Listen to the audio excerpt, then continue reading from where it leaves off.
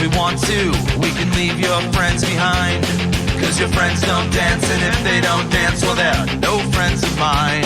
I said, we can go where we want to, a place where they will never find, and we can act like we come from out of this world, leave the real one far behind. We can dance. We can dance. We can go when we want to, the night is young and so am I, and we can dress real neat from our hats to our feet and surprise them with the victory cry. I said, we can act if we want to, if we don't nobody will, and you can act real rude and totally removed, and I can act like an imbecile. Say it, we can dance, everything's under control. We can dance, doing it wall to wall. We can dance, everybody look at your hands. We can dance, everybody's taking a chance. Oh, it's a safe to dance. Oh, yes, it's safe to dance. Oh, yes, it's safe to dance. Oh, yes, it's safe to dance. We are the ones who don't know what we're fighting for. Give us a gun and send us all off to war. We are the ones who grow up in violent homes. We are the ones who don't know what's right or wrong. I know.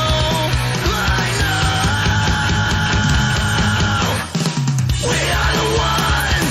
We are the ones. We are the ones who are born into war. We are the ones. We are the ones. We are the ones who just don't give a fuck no more. No more. We are the ones who don't know why we're losing score. Give them a badge so they could send us to the morgue. We are the ones who are scared to walk out the door. We are the ones who don't know what we're dying for. I know. We are the ones. We are the ones. We are the ones who are born into war. We are the ones. We are the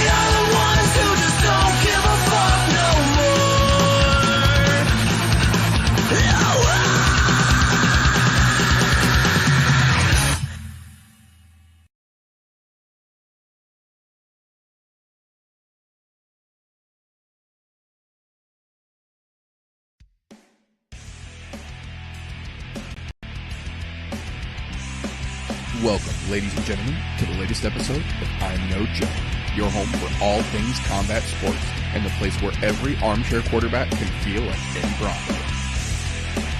The views and opinions presented on the I'm No Joe channel belong solely to the person expressing them, no one else. If we say it, that means we meant it.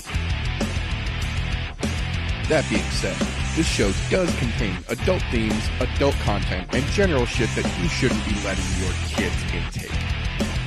Be advised, viewer discretion is recommended.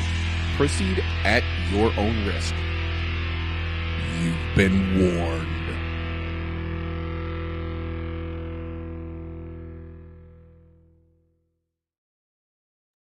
If it's Thursday, it's I'm No Joe. Welcome, ladies and gentlemen, boys and girls, children of appropriate ages, to the latest episode of the I'm No Joe podcast, the show where every armchair quarterback can feel like Eddie Bravo.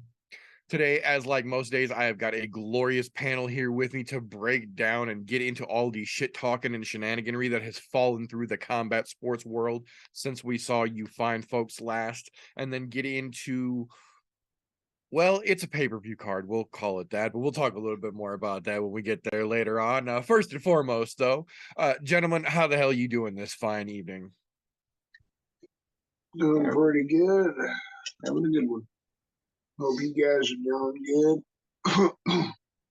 Oh, yeah, another lovely week. We've got a card to talk about with maybe 2 decent fights on it worth my while.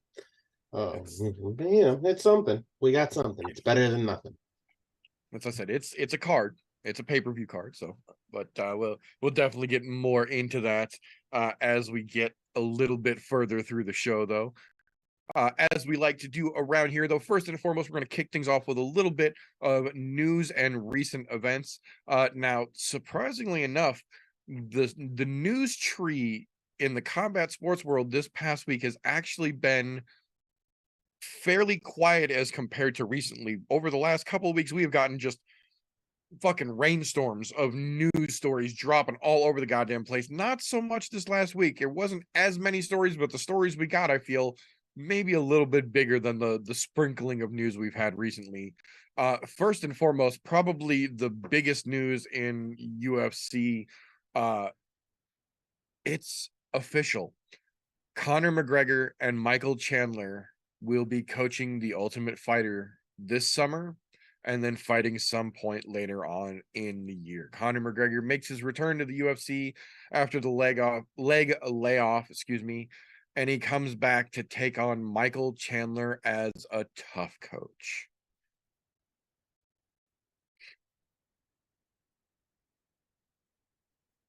I'm very torn on this. On one hand, McGregor is probably arguably one of the most entertaining coaches in the history of the Ultimate Fighter show. On the other hand, the Ultimate Fighter isn't what it was when he was helping make it so goddamn popular. It's literally stuck in the rut. I don't think they've even changed the fucking colors on the walls in the Tough House since McGregor was there coaching 15 fucking seasons ago or whatever it was now. The format's still the same, and at this point, honestly, like Jed Mishu was talking about yesterday, the UFC is pushing Contender Series fighters more than they ever pushed anyone from the Ultimate Fighter house, winners or losers at this point. So it almost just isn't there value wise for fighters to go through the Ultimate Fighter house anymore, unless, and I say that to say this, unless the murmurs in the background of the fight world turn out to be true, because we already know McGregor is trying to get this to come back at 170. He doesn't want to go back to 155 pounds, at least not right now, not without a title shot on the line. Chandler could give a fuck less either way. But what the rumors kind of swirling around in the background are right now is that UFC, for all its shortcomings, understands that Tough needs a very bad revitalization if they're going to bring it back and make it successful enough to warrant putting McGregor back on there, because his name alone will not make it magically, I say in air quotes, popular and what it was in its heyday anymore. But if they're going to do it the way that the murmurs are saying that they're going to do it, in that it's not so much going to be a second chance kind of season, but they're going to do what we've been saying as fans for a long time they should do. They're going to make it one side, presumably Michael Chandler, new prospects trying to make their way into the UFC, and then the other side, presumably the McGregor team, second chance UFC stars trying to make their way back in. Guys that had an 0-3 run, an 0-2 run, somebody that got hurt and then just got released from their contract. That McGregor is going to be in his own resurgence coming back into the UFC, coaching other fellow fighters on how to do that, but just other fighters who have been cut for whatever reason or been released for whatever reason. That, I think, might actually make it a little more entertaining, because the concept of Tough being the exact same it has been for 15 fucking years isn't that exciting. As much as I love it, and I love Tough more than a Contender Series. It's stale, and that's all there is to it. But if they're going to use this as a season to give some second chance UFC fighters a way to get back in, and let McGregor have that team against Chandler working with a bunch of newbies trying to make their way in, I'm not going to say that's going to fix it, but that'll make it a hell of a lot more interesting, in my opinion. Yeah, I'm glad you said that, because for me, I always love watching the Contender Series, the Ultimate Fighter, shit like that, where, some prospects are trying to work their way in. I like rooting for the underdog, and I just like seeing the stories and the build up for some of those people. That's for me where some stars can be made, people that have the right personality. And I've loved watching the Ultimate Fighter since I was a kid. So I'm always excited about it. When I heard this news, Conor versus Chandler, I was over the moon, because I like the fight in general. I know we were talking about this last week a little bit together. Fucking, you guys didn't like the fight because you know like Chandler the same way. I just like Chandler because he's from fucking Missouri, right? I'm always soft for the hometown guys kind of thing. And he goes out there and he throws it. He tries. That's the best thing. He gets into fights. So this one will be exciting. I don't like that they're trying to build it up to give Conor the championship shot. But what you said, man, that'll be perfect. Like, I would love it no matter what. But for them to do what we have been hearing, like they maybe will do, like some second chance guys versus young up and comers, so you get both of it. That's fantastic, because then you're going to see I wrote a little bit of note down for that. I was going to talk about it later myself if we didn't touch on it. You got like Devontae Smith, Dakota Bush. They just released Francisco Figueiredo. We don't know what weight classes they're going to go for. Right. But there's a lot of good guys that have been trying to work their way back. This is a good option. Like Dakota Bush was the first one I thought about. Right. This is the thing you do, right? You put him on the Ultimate Fighter shit or whatever. You try to see what kind of personality he really has, so maybe some other people can actually, become a fan of him. And then you go through a fucking tournament. You go through a tournament, come out on the other side, and then you kind of deserve a second chance. Yeah, because they touched on it a little bit on MMA Fighting this afternoon. Even Sadyud Kakhramonov, one of the highest fucking European prospects to get brought in, went 2-1 in the UFC, and they cut him after his fucking first loss. And not even like in one of the rounds, just in seemingly random timing between other little fights. That dude showed a whole lot of potential, and for a decision loss to get him chopped out, that seems a little bit odd. And then a guy like that, who's clearly got a personality and went to social media to start talking about that yesterday when he got his release. That's exactly the kind of guy, like a Devontae Smith or like a Biggie Smalls, trying to get their way back in. Guys that got just that little taste and then aren't there for whatever reason anymore. It could make it interesting. I don't think it's a magic bullet. I don't think it's going to fix everything. Those but three guys specifically, I feel like, have that personality aspect, and they're good fighters. So, There's a lot. Yeah, none of them had horrible games in records. the UFC. There's a lot. There's a lot of people in the UFC that shouldn't be there. They're just there to get somebody else a win or get somebody else over. And I mean, they always Look throw at the that main out event. there. We Look at want the last week's best main of the event. best. We want the Derek best Lewis of is the on best, what? but Is they Derek don't Lewis on a really have the 6-fight best streak of the best. now? A 5-fight losing streak or a 6-fight losing streak now? All main events, almost all knockouts, and he's still there. And Dana White said specifically, he's not going anywhere. But you get guys like this that, 2-1, they get one fucking loss and the UFC cuts them. And they're probably on like a 15-15 contract to begin with. So it's not like it's a money issue. No, I think this could be the angle to get people interested in it again. At least I hope so. But we'll definitely see as we get a little closer to the summer. Apparently, after everything finishes up in Australia and all the execs get back to Las Vegas, they're going to work out the details on weight classes and the date for McGregor potentially to fight Chandler and everything to be finalized. And we're supposed to get an announcement next week. So I'm sure we will follow up when we get that information.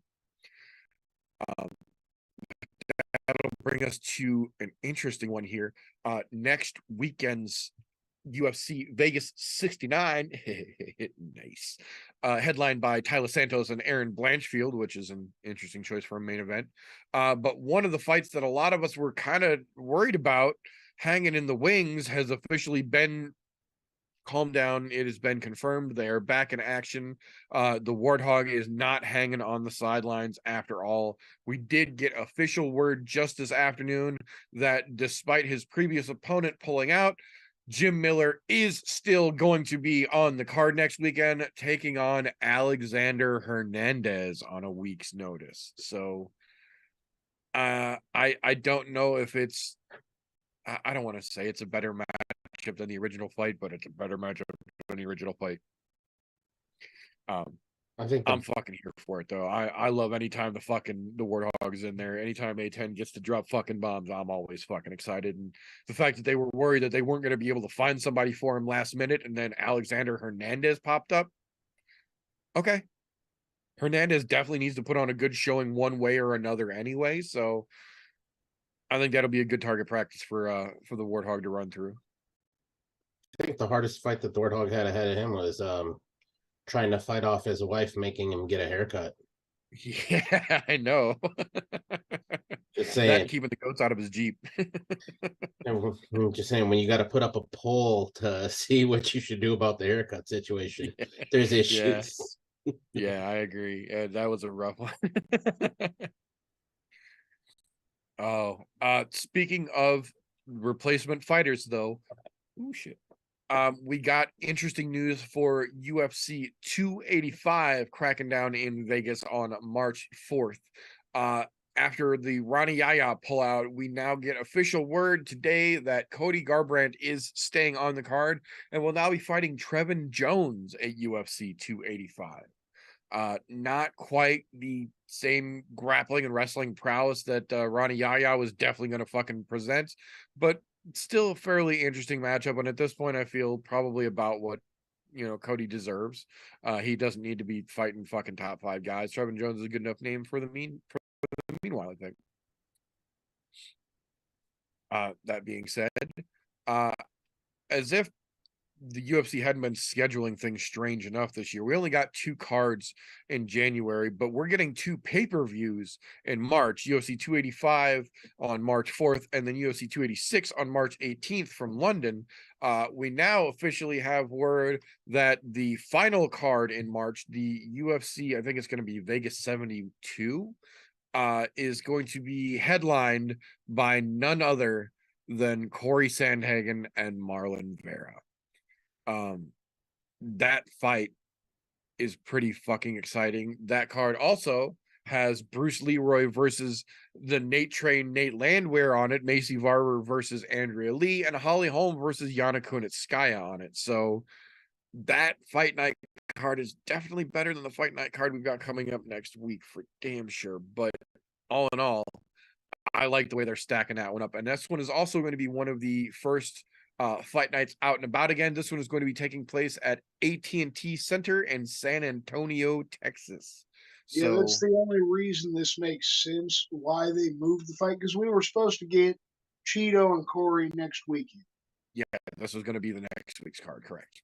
And then they moved it, understandably, because it's a huge fight and deserves a crowd more than deserves to be in the Apex. But then next weekend's crap.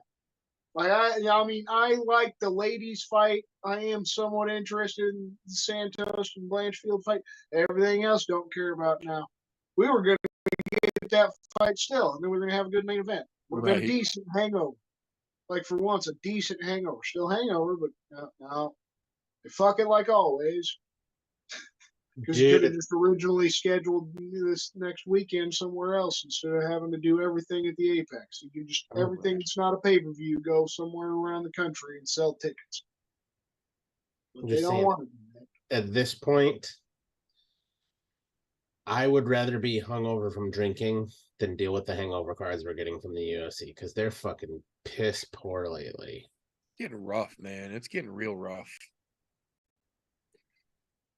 But luckily, the UFC still has some interesting fights lined up for us in some of them. So I agree. It's a little infuriating that we're going to have to sit through an extra shitty card next weekend, but at least the end of March is going to start looking up. Probably not. But that being said, speaking of coming off of the sidelines, McGregor's not the only one stepping out of the shadows this summer. We got official confirmation that Michael Chiesa is officially getting back into the swing of things at UFC 287 April 8th, stepping in against the Leech Li Jingliang. That I think is a spectacular fucking matchup. Both guys have pretty damn good hands. Both guys have great fucking wrestling. Both guys have good jiu-jitsu threats. And both guys could really use a real good win right now. So I'm fucking here for it, man. Anytime the Leech gets a chance to go out there and show what he's fucking capable of, I'm always fucking happy. Chiesa's rarely in a boring fight, generally controversial, but rarely ever boring. So I'm okay with it. I'll take it. Yeah, well, I mean, we could all tell that Chiesa is going to be controversial from the second he went into the Ultimate Fighter house till the fucking current day. I mean, yeah, I was like, still going. Yep. And to his credit, he went through some shit that most people may have pulled out of that same situation and pushed through. So good on him, but that's a tough matchup for both of them. And to be quite honest, if either one of them handily handles the other, that's going to be that W that both of them need. Because right now, the Leech has been, he got screwed in his last fight out, and we know that. But for some odd reason, I as much as I hate to say it, I like Chiesa, but the Leech is fucking due. He's way past due at this point because he's gotten fucked 6 ways from Sunday lately, and it's time. Yeah, and even that, I still think there's a possibility that Chiesa can put on a great performance here. I just feel like, when it comes down to crunching the hard numbers, I think the Leech has got it. I think the Leech has got the edge here, or at least on paper should have the edge from what we've seen him capable of, especially with Chiesa on the sideline doing more analyzing than training lately. But we'll see. That's definitely one that I'm telling you right now, you folks are going to want to pay attention to when it actually cracks loose. That being said, we got some other interesting news about UFC 287. It is officially got a location finally. For the longest time, we just knew that it was going to be Adesanya Pereira 2. Now we know that it's Adesanya Pereira 2, Masvidal versus Burns, also Chiesa versus the Leech, and it's going down in Miami. So April 8th seems like they're really, I know they don't want to say that they are, but this is very much a favoring Masvidal situation here, and he really, really needs the fucking edge. So we'll see. We'll see how it actually shakes loose, though. What I want to know is, since it's going to be in Miami, what are the chances that we see Crybaby Bitch Boy in the audience? Probably pretty good. I think honestly, I'm more curious, since it's in Miami, are they going to go ahead and put that BMF title on the line since Jorge can literally just bring it from his house? He already said no. He's like, nah, they're not paying me. They didn't offer me BMF money, so it's not going up. And look, I'm not mad at him. Yeah, I get it. I get it. That was a one-off thing. If you're gonna put it up there, they better pay you like it then too. Yeah, no, to be honest, I don't think we're gonna see him at all. Um, I I think he's hiding until after all of the legal shit plays through. I don't think we'll see him fight at all this year because guessing with the legal team that Masvidal has behind him, that shit's gonna get pushed out and pushed out and pushed out and eventually slap on the wrist and call it a day. Well, and even last week, Dana said himself that they've offered Colby 2 fights as of right now, and he's turned them both down. Didn't say why, because they don't disclose. I say in air quotes for those of you just listening, they don't disclose those reasons, but they said they have offered Colby fights, and he has turned down fights at this point. So honestly, yeah. I think either Colby's going to have to figure out what fight makes sense for him to come back, because if he denies another one, they can just release him and let him go into the fucking win and go bring his bullshit elsewhere and be done with him, which would be great for the UFC to go free and clear of him that easily. The thing to kicker with him is if he fights, that's going to fuck up his whole lawsuit of, oh, I'm permanently injured. Brain damage from getting sucker punched. Yeah, no. All right, bitch. Dude, you've taken worse beatings than that one fucking shot and walked away. Yeah, no, I agree. It's going to be really interesting to see how it shakes loose, though. So we will definitely be paying attention ringside, if nothing else, because that Miami card certainly has potential for fuckery in the crowds for sure. Excuse me. That being said, we got a couple interesting ones. We got a trio of interesting announcements this afternoon here. The first one for the Vegas 69 card next weekend, another pair of ladies going at it. The elbow queen, Lena Landsberg herself, taking on Myra Buena Silva. More ladies on the 69 card. How can that go wrong? But that being said, we got an announcement here for the 287 card. Last minute announcement. I'm not really happy with the announcement itself, but I feel like the fight is going to play out and kind of correct things. So I am still willing to talk about it. Gerald Meerschaert is getting matched up with fucking Joe Pyfer. I'm so fucking done hearing about Joe Pyfer and his fucking story about being homeless. There's so many other fucking fighters. There's so many other people in general who have been through the same fucking situation and don't make that their entire fucking personality, that I'm done. I'm fucking tired of hearing to beat Joe Pyfer bullshit. And I hope that GM3 chokes the bullshit out of this motherfucker. I really, really do. The 287 card is looking good to begin with, but I hope that GM3 shuts this motherfucker up for us. Please, please, Gerald. Goddamn. We'll see. But the big one, the biggest announcement, I don't know how I would say biggest. I would say biggest in terms of potential divisional impact. Brian Boom Boom Kelleher taking on probably his toughest and potential last UFC fight to date, Journey Newsom. Journey's been tearing through some shit lately, pretty fucking wild. Brian Kelleher is on a hell of a fucking downward skid and really needs to get his head out of his ass and hasn't seemed to be able to figure out how to do it. He's already under 500 at this point. If Journey Newsom takes his ass out, we might see Kelleher catch walking papers at the end of next month. So it'll be very interesting. The only official controversial, I should say, thing that Newsom has had in the last 3 years was an overturned fight to a no contest for marijuana before the UFC changed their regulations. Newsom was one of the last to get caught under the fucking THC ban before they started changing their rules. So even then, it was a fight that he clearly had no fucking issues handling physically. It was just the bullshit politics that caught him on that one. So I think with everything going on, Newsom might be the dude to send Kelleher on his fucking way. And I'm fucking happy about that potentially. We did get a very, very interesting piece of news this week.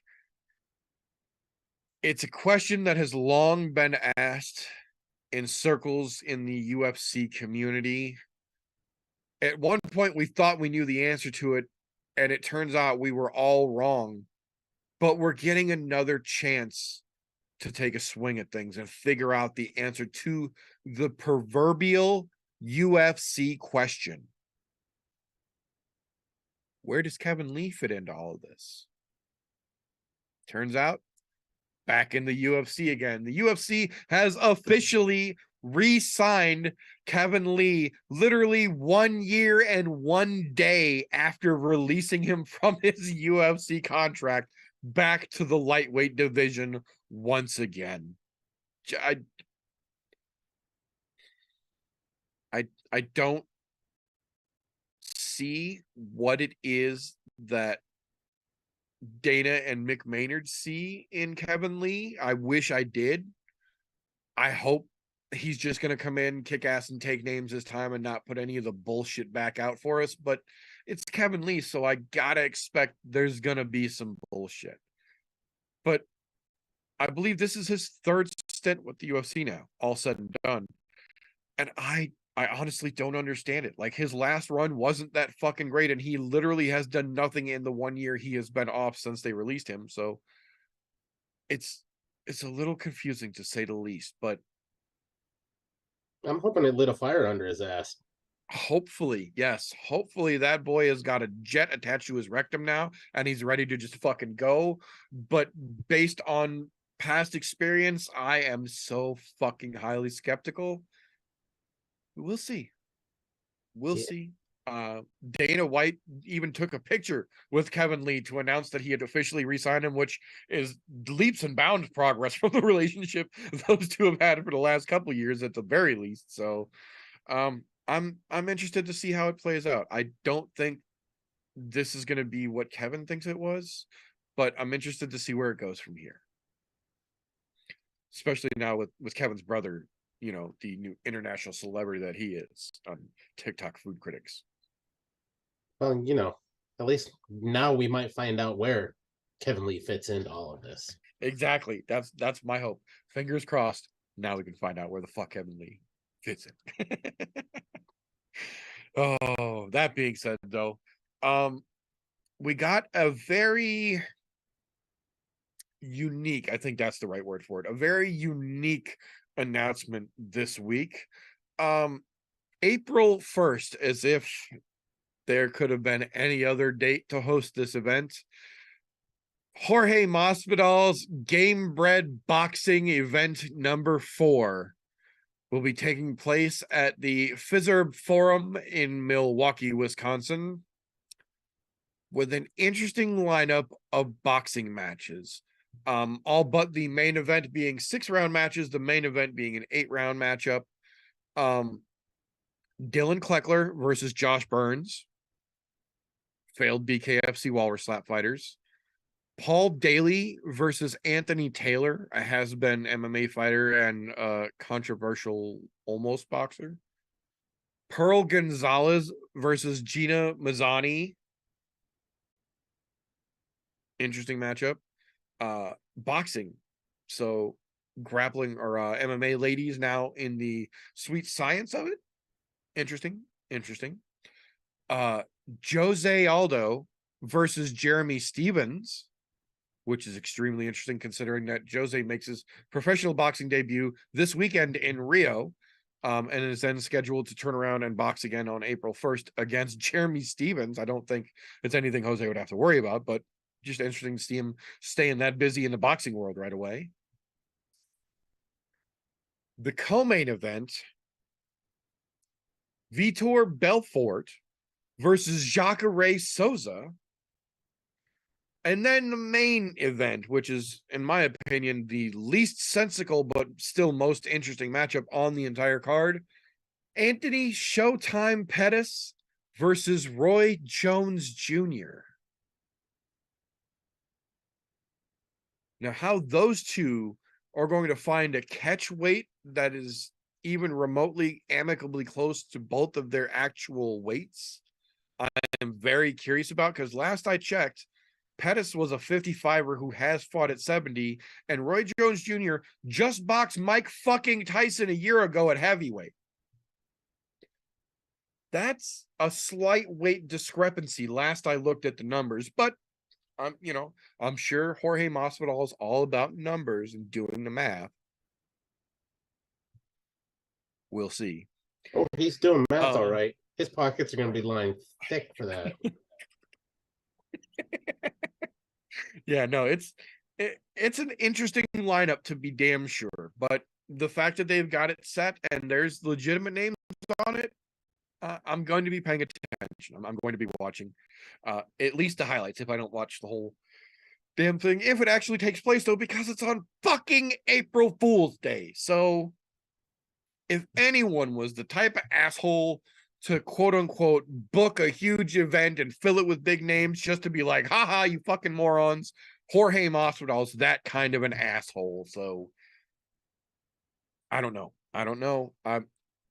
I'm treating this event the same way I'm treating John Jones versus Cyril Gahn. I'll believe it's going to happen when the cage door closes and it actually starts. Until then, it's just a fun announcement for me. That being said, we got a pair of not quite as fun announcements, but still very much important to talk about here. The first one, fucking beyond disheartening, and ironically, as is so often the fucking case, shook down the pipeline shortly after we ended the show last week. I don't remember if it was Thursday evening or Friday morning, but I think it might have been Thursday evening. If not, it was early Friday morning. But one of, at least here at the show, and I know for a lot of MMA journalists, one of the most exciting young prospects in the UFC and just in MMA in general, former Egyptian Olympian Hamdi Abdelawab has now officially been suspended for 2 years by USADA for fucking popping hot. Let me see if we got... I'm going to pronounce this wrong, but I'm going to try it anyway. Metanoline metabolite is what he tested positive for from his first UFC debut. They did check 2 other backup samples, and all samples did confirm the same metabolite, virtually eliminating any possibility this was a fluke. And that sucks. That fucking sucks. Aside from just the possibility of what Hamdi as an Olympian and as an Egyptian and a heavyweight genuine athlete could have done for the UFC, the fact that we're in 2023 and we've still got guys at this high of a level being dumb enough to get popped for fucking metabolites, like, it genuinely makes me wonder why we don't have a large promotion like Pride in today's current era. Clearly there is a market and a want to use steroids in combat sports. There is obviously a market to watch it because things like Fight Circus fucking exist. Things like Ryzen clearly exist. They just don't know what they're doing and can't seem to tell the difference from their head and their ass. But there is clearly a market of people who will watch giant roided out motherfuckers beat the shit out of each other. There's clearly no shortage of dudes who are willing to get jacked as fuck on all the juice and go in there and fucking, essentially pro wrestle for real. So I don't understand, honestly, why one of these fucking promotions hasn't just given themselves a Pride-esque fucking contract that just says, we will not test. You don't have to say anything other than that. That's exactly how Pride did it. Just say, we will not test for anything. Be prepared of your own cognizance to come to the fight and let them go. Create the super heavyweight division. Unleash the Kraken. Yeah, that one, when I saw that one, I was pretty fucking bummed because that whole first legitimate looking contender from Egypt, and to find out later down the road, maybe he wasn't so legitimate after all. And being as he's a big fucking boy, former Olympic athlete. Why the fuck did you need to juice? You couldn't juice in the Olympics. And that's the thing, is that him getting popped now, as soon as he came out of the Olympics and went into the UFC, is going to immediately call into question everything he did in the Olympics. And I bet you the fucking WADA is going to go back and start double checking all of his fucking competition samples from in the Olympics now. And you Like, know, you just compromised your entire legacy and your potential career and livelihood. you know, and you want to give him the benefit of the doubt and go like, oh, you had some tainted shit, but if it was in all 3 samples at the same levels, man. it's not a Confirmed tainted across the issue. board. That's a fucking, you were knowingly taking the shit. And let's say it was tainted samples where he was been taking or tainted fucking supplements, excuse me. If he's been taking the same fucking thing forever, guess what? You need to turn that shit in, let him test it, get your suspension reduced to like 6 fucking months, and pray to God the UFC keeps you on the roster or brings you back on at that point. Yeah, because this is absolutely one of those situations that's enough of a black eye for the UFC, ironically enough, that they would turn around and be like, as much as we invested in you, this is how it turned out. Cut him right fucking loose, regardless of how this fucking plays out. So, and 2 years at heavyweight away, that's a long fucking time. Oh, I can see that maybe a bantamweight or some of the little guys, but a heavyweight, fuck no. There's a shelf life at heavyweight that is a lot shorter than those guys at the smaller weights. It's just the way it fucking works.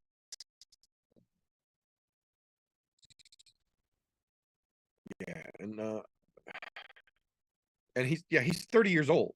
Like, heavyweights don't fight yours. Badass fucking retirement fight last weekend. Heavyweights don't fight late into their fucking 40s. Heavyweights generally don't see 40 in the fucking cage, especially when you're just getting your start into the fucking combat world in your late 20s, early 30s. Like, you're starting at your prime. You don't have time to fuck around, literally. So this could definitely be an entire waste of a career for fucking around, man. And that's a sad thing to fucking see, in my opinion. Threw away some massive fucking paychecks potentially. Not even just the paychecks, but the doors that he could have opened. Like, it's so much bigger than him at this point, even, which really sucks. But, you know, as a guy I know says, play stupid games, you'll win stupid prizes. That being said, though, I couldn't completely end the news this week on a full sour note. We did get, in my opinion, one of the best pieces of news we have gotten in the combat sports world in recent memory, at the very least. The Association of Boxing Commissions and Combative Sports, the ABC that we talk about, the guys, the actual ruling commission who has any authority over the athletic commissions, over the referees, over the other governing combat bodies, have decided that they are going to officially create a fighters committee called the Athletes Voice Committee to not only help to help fighters better understand the actual rules of scoring, because there have been so many impactful, controversial scored fights lately, but also to turn that back around the other direction and to give fighters an actual voice to some type of change getting brought to the commissions. Whereas right now, most fighters don't have access to the state athletic commissions to make any kind of significant opinion voicing or give any kind of input. This will directly fix that. This will force those commissions to have to accept new input from fighters and fighter related people.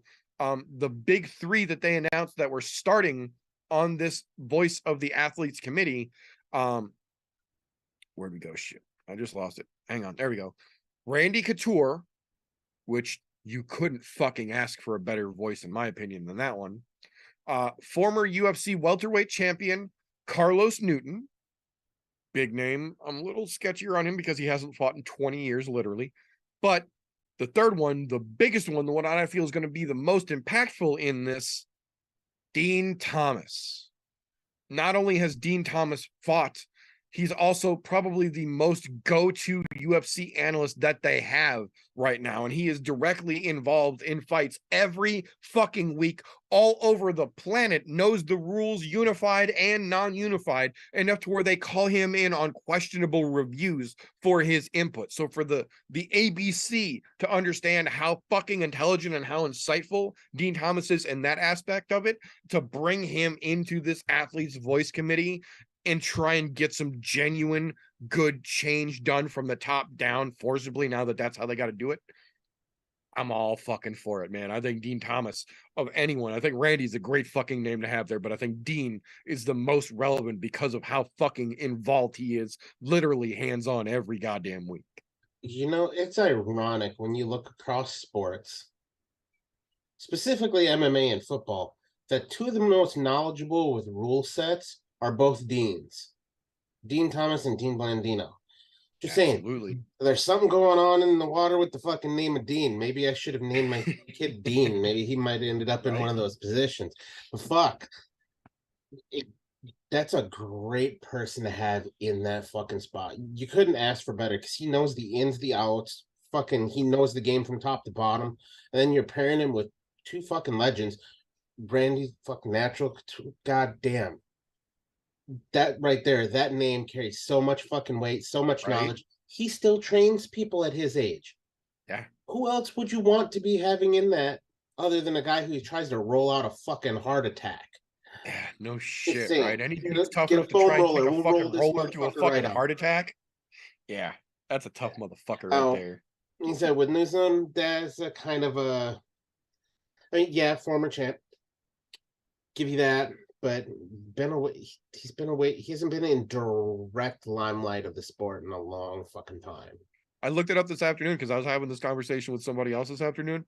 Carlos Newton's last fight was in September of 2000, or excuse me, in August of 2004. His last UFC fight was September 2003. He hasn't been in the cage in 19 years. He hasn't fought in the UFC in almost exactly 20 years.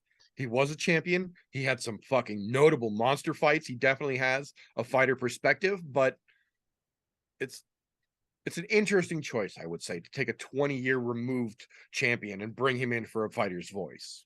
Granted, I also get it on the other side of that because when he was fighting, there was some wild fucking shit going on. So yeah, there was still crazy shit back then, 20 years ago, for damn sure. sure. It makes sense. You want somebody who's dealt with the wild shit in there as well. I mean, don't get me wrong, Right. Randy Couture was in around that time as well, but you know, I mean, who knows what they have there? That's a good solid start. We'll give them that. Right.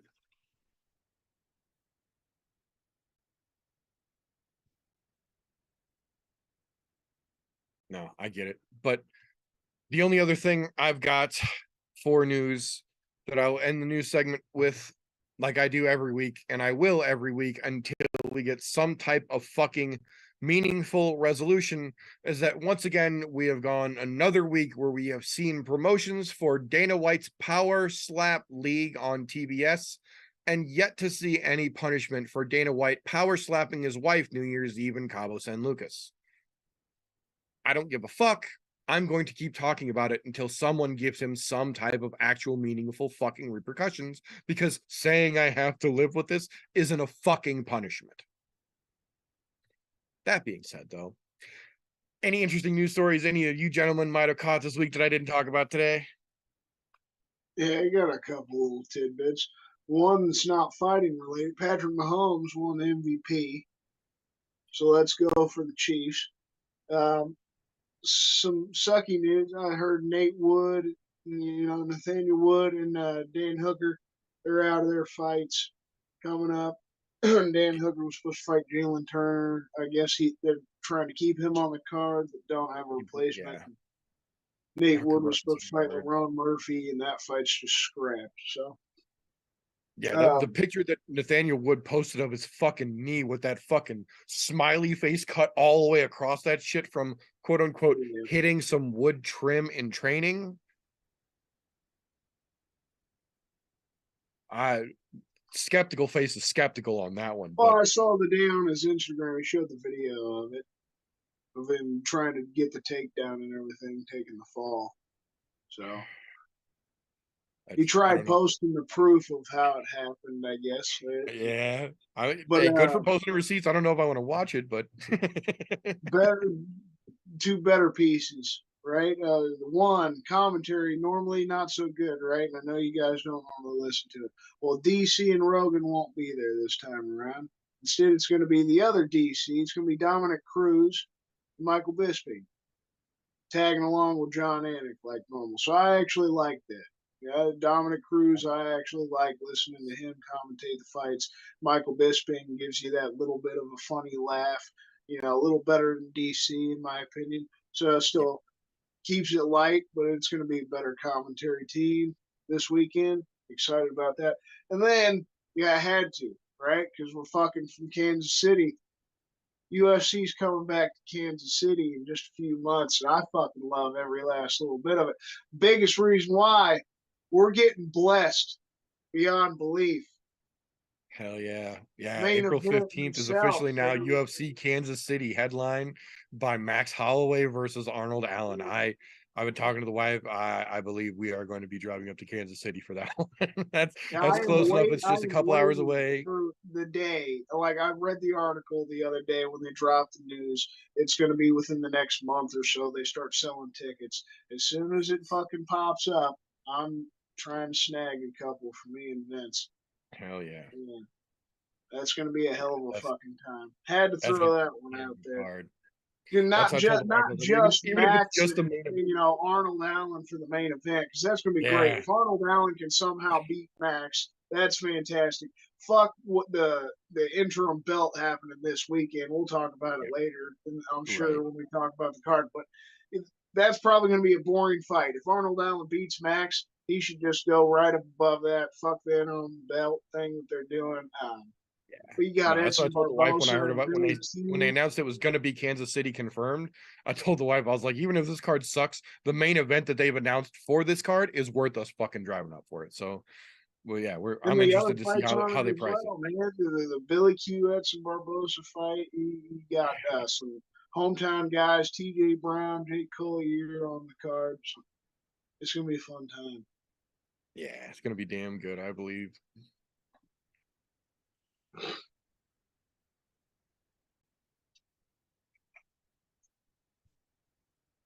You got anything over there, TJ? Not currently. You covered everything that I would have brought up. All right. Well, in that case, that will bring us to the point where, as painful as it may be to admit, sometimes it happens. Sometimes when you watch fights for as long as some of us have been watching fights, you just kind of get set in your ways. And especially when you're old farts like TJ and I are, you just kind of get blinders developed where you know what you know and you like what you like, and that's what you watch. And the bad part is that, like we talked about a minute ago, there are always new up and coming fighters getting fed into this combat sports machine. And if you only look somewhere, you tend to miss everywhere else. And being old farts like we are a little bit, we miss a little bit of the new fighters coming up. But luckily for us, we happen to know some folks who keep real good track on those up and comers, those newer fighters, the folks you need to be paying attention to that just haven't made a name for themselves just yet. And we get to hear all about that in a segment that we get to refer to here as Slows, Cans, and Contenders. Take it away, sir. Appreciate it. So, we talked about it earlier. This season of The Ultimate Fighter, I'd love to see it if they actually do it. The veterans, the second chance guys, and the up and comers, maybe some local guys like Nicholas Mech. I know he's fighting here again in February. He'd be a 7-0 pro. It'd be something nice to maybe throw him in the mix. I would just love to see some of our local guys get a chance if they're actually going to do some of that cross. Throw that out there. And then start off with like a recap from last weekend. We had the Synergy Fight Night, I think 5. We had some of those amateurs we talked about last week. Sam Coronado was on the card. Ray Hayes, big, number 1 ranked in Kansas and Missouri lightweight, moving up to the welterweight division to take on the number 1 ranked guy, like a little amateur champ fight. That didn't go as planned for Ray Hayes.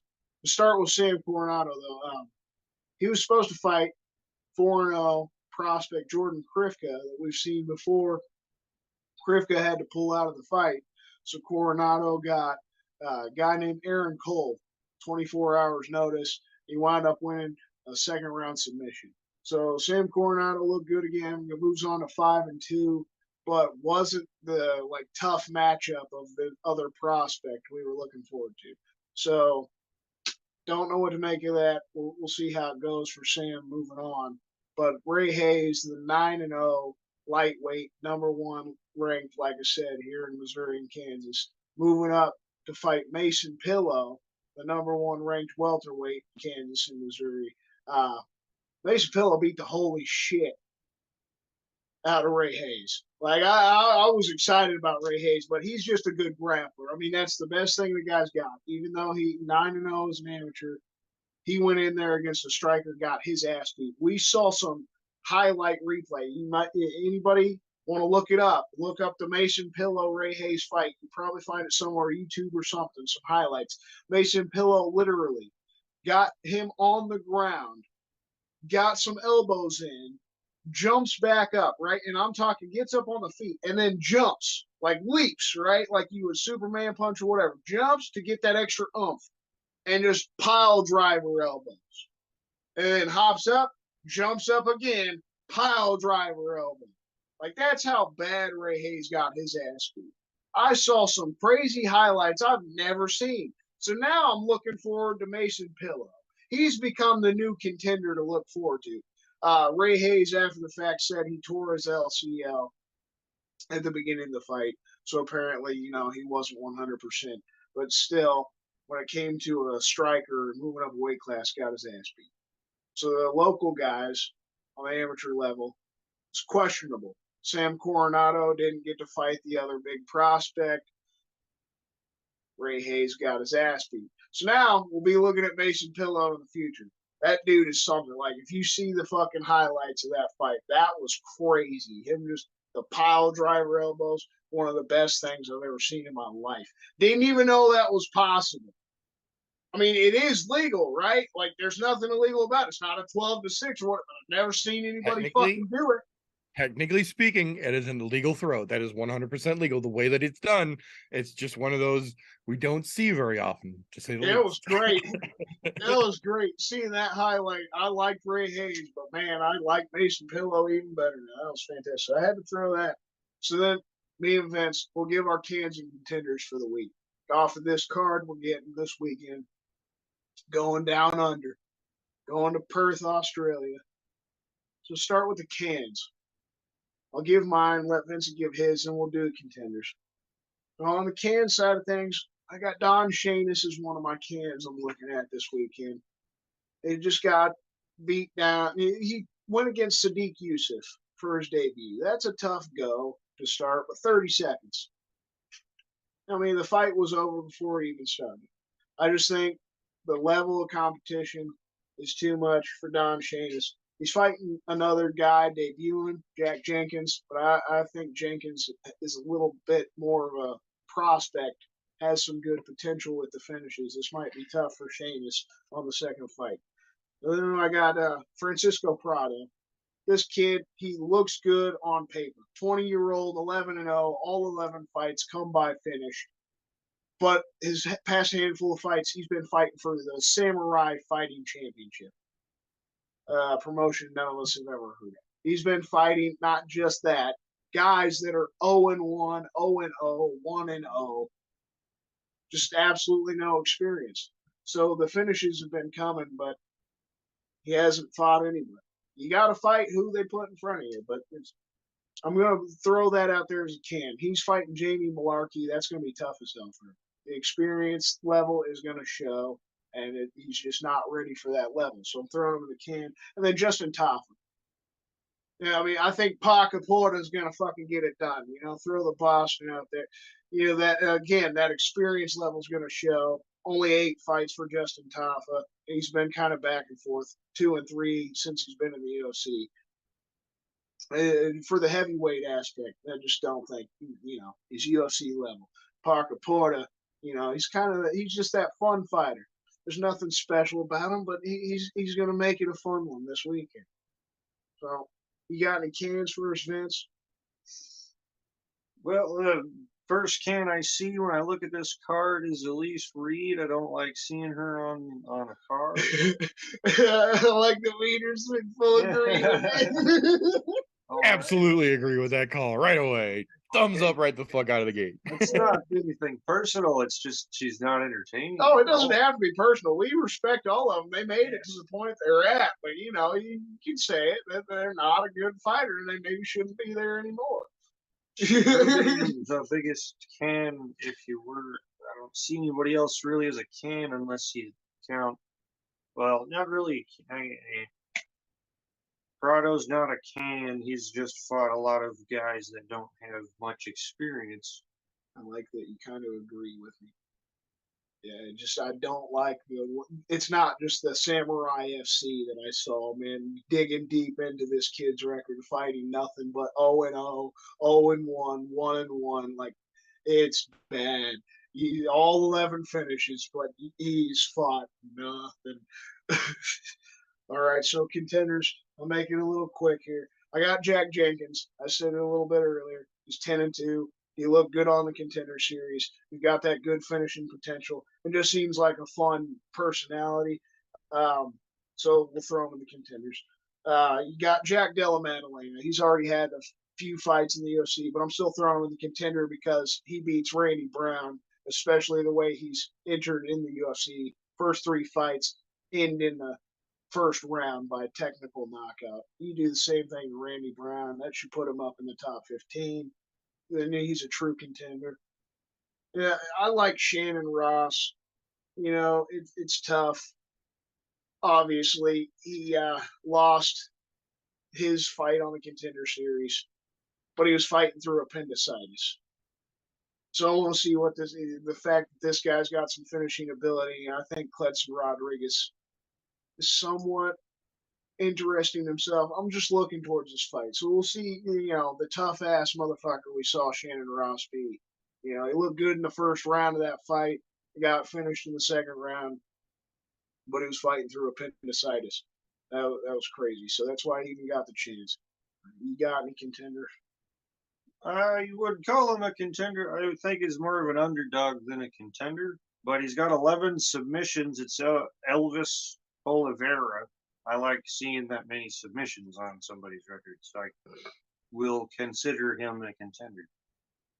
Again, against Zubaira. If he beat Zubaira, if he could get a submission against a guy like Zubaira, I'd consider him a contender too. I'm all in favor of anybody who beats the shit out of fucking Zubair. Fuck Tugagov. That piece of shit's been a fucking scumbag since he jumped out of the fucking cage and went after the fucking Lord Artem back in the goddamn day. Well, I think that's it for us. To finish it off, I like trying to do this. Either one of you guys, you don't have to give both. You got a can or a contender you guys are thinking about that maybe we didn't say? Let me pull the card up real quick here. I think you missed a can in Alonzo Menafield. Oh, come on, no.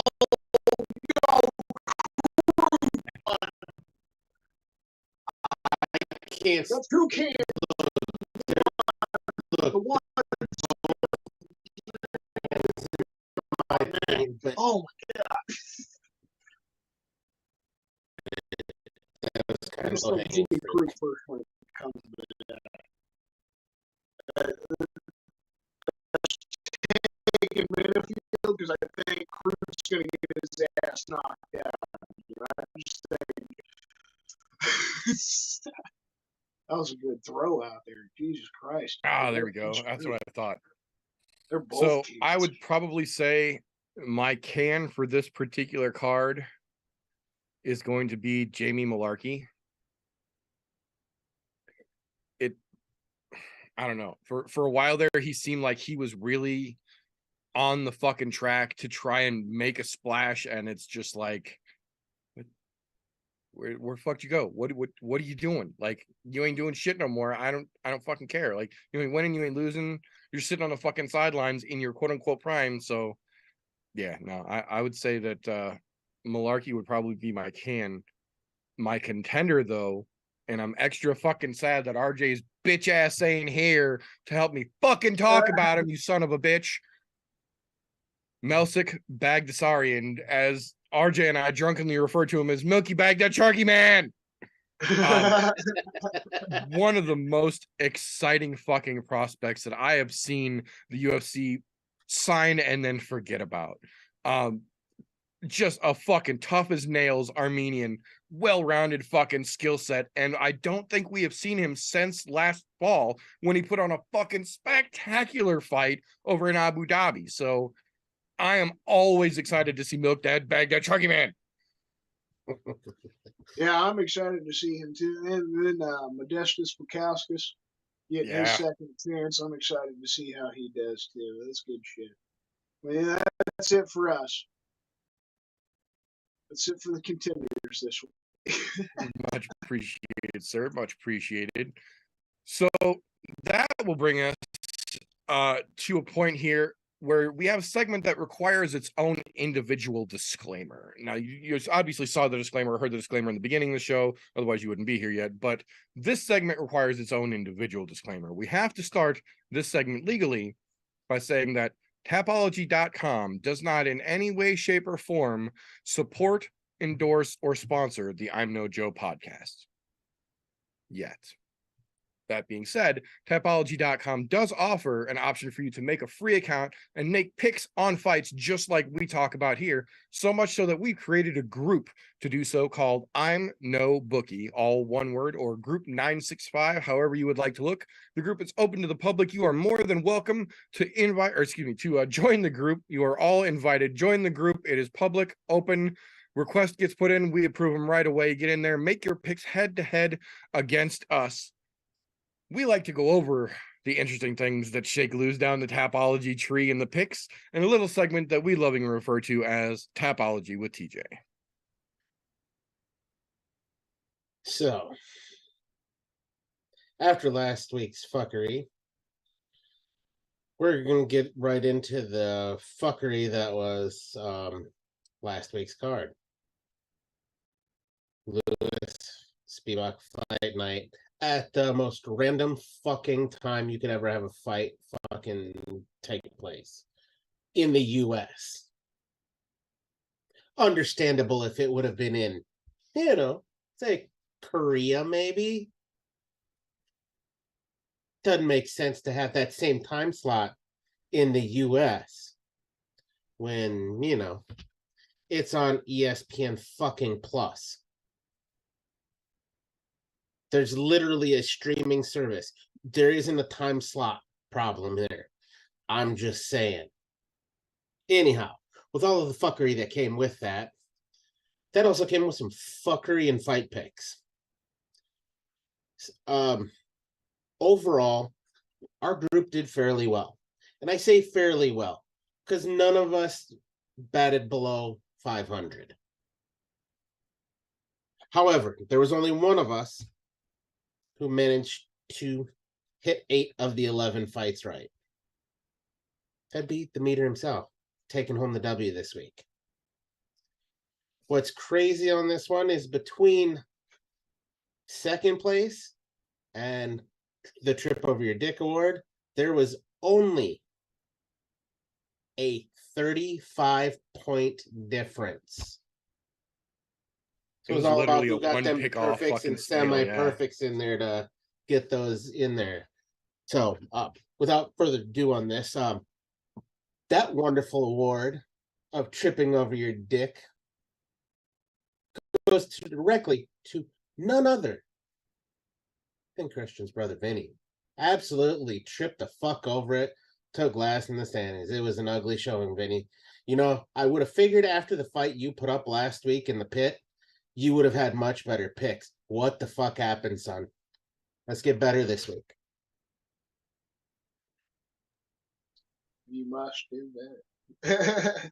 He did homework. He did homework this week, so hopefully.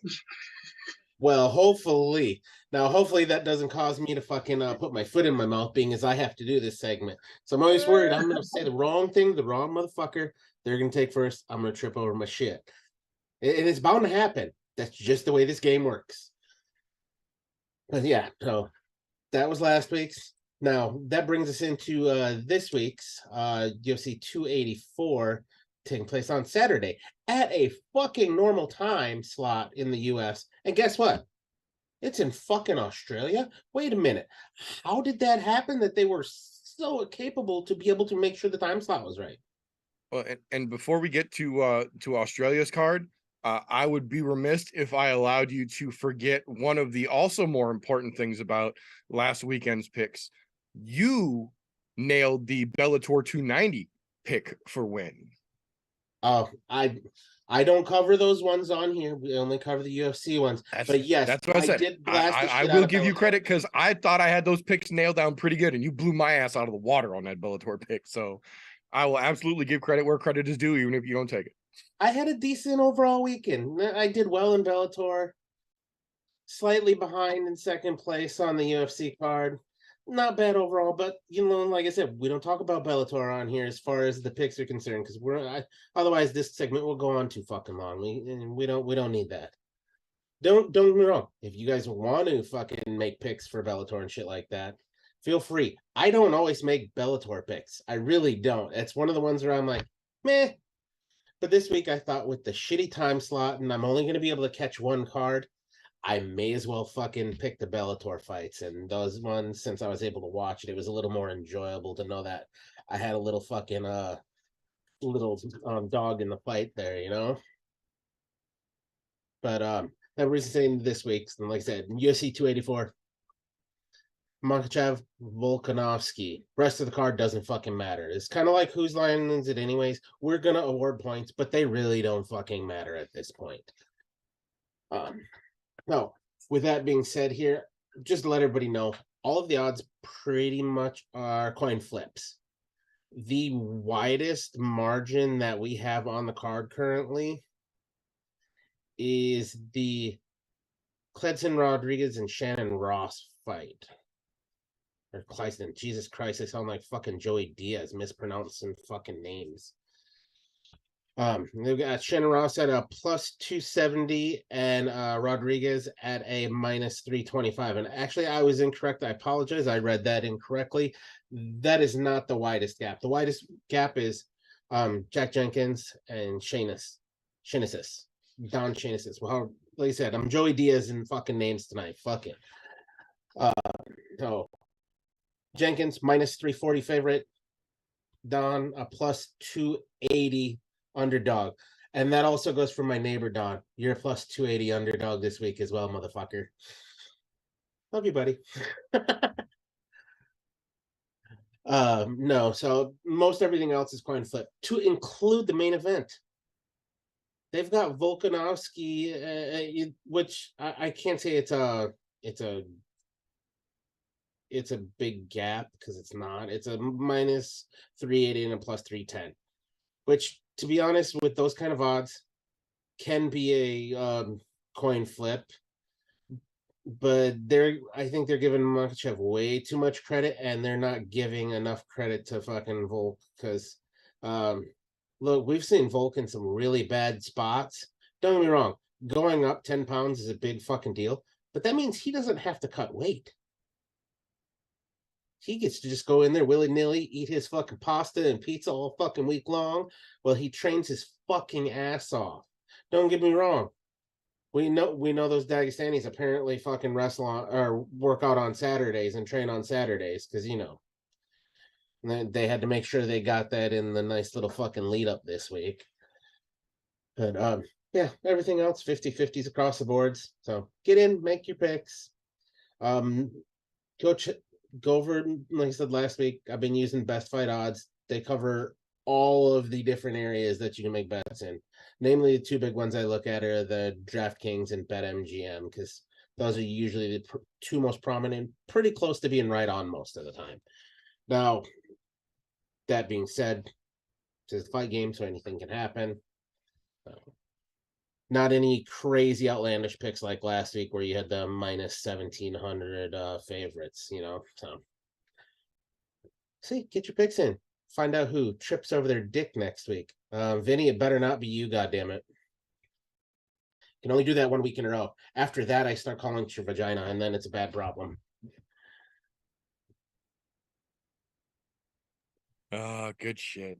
Good shit. Yeah, no, it's a hell of a week for picks. I was looking at that a little bit earlier today. I don't know that we've seen another card this year with the matchups, at least according to Las Vegas, being this coin pick fucking close. Like, there's not really a whole lot of significant great edge and odds bets or any fucking fight on this card this week, which is kind of surprising considering you're looking at some of the names on those fucking cards. But it is what it is, as they say. So that will bring us to a point here where if you're only watching, or excuse me, if you're only listening rather over on anchor.fm/ImNoJoe, you might be remiss and not understand. But those of you who are watching on youtube.com/ImNoJoe, whether you're catching this on a recap or you're here live, will know by the terrifying gif that has rolled across the screen that this is the point where the show loses its lighthearted haha feel and we get a little bit more sinister, where we take things from informative to competitive. This is the point where 2 men enter, 1 man leave. We open up the pit. Now, I have to start this segment by saying, to his credit, Vincent handled his loss last week like a fucking champion, didn't bitch, didn't gripe, took it like a fucking pro, chin up high. But the crowds were not satiated. The thirst for blood is live. They want more. They didn't get enough. So once again, this week, to appease the masses, to entertain you loving few who watch our shit, we're bringing back brother against brother violence. So, gentlemen, once again, I welcome you to the pit. This week, however, the kid gloves are off. We are familiar. We're getting back in the swing of things. We're keeping shit real this week. This week, Vinny, you're heading us off. We let Christian show you the way last week. This week, we're having you take the reins, as it were. So, as we like to around here, we're going to start things off in every card we watch for the UFC. No matter how much money they put behind advertisement, no matter how much ESPN gives little glibs of all the fun things that should happen, there is inevitably one fight that just does not get the love that it deserves. One fight that if that fight comes on and anyone in earshot of you isn't paying attention, you have no choice but to involuntarily yell, "Hey, motherfucker!" The fight that everyone needs to be watching on this card. For you, Vinny, what is that one fight?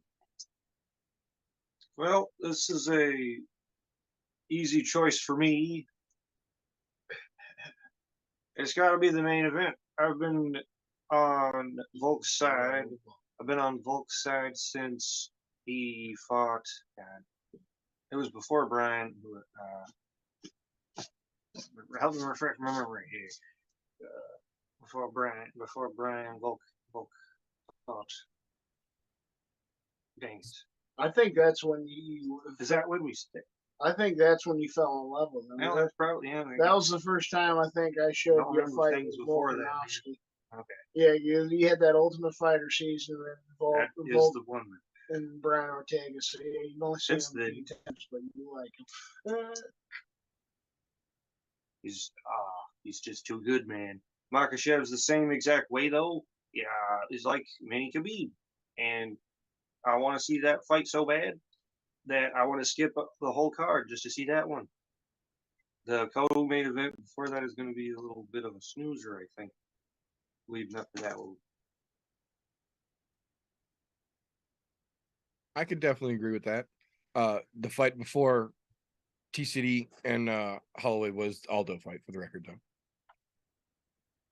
Which I agree was a great fucking fight for Volkanovski, for damn sure. But that brings us back across the octagon, as it were.